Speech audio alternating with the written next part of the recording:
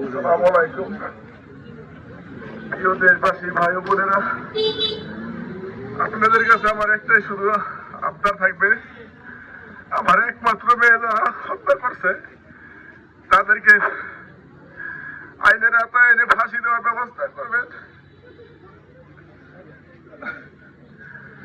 আর প্রশাসনের কাছে একটাই দাবি, দ্রুতভাবে আমার মেয়ের হত্যাকারীকে আইনের আওতায় এনে ফাঁসির ব্যবস্থা করে দিবেন। এই বলে আমার বক্তব্য শেষ করছি। আমার আর কোনো মায়ের মুখ যেন এরকম খালি না হয়, বিচার মুখ যেন এরকম খালি না হয়।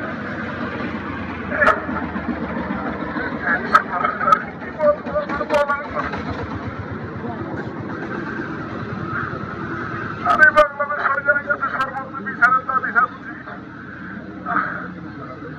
খুবই তাড়াতাড়ির জন্য খুনিদের শাস্তি দিতে পারে।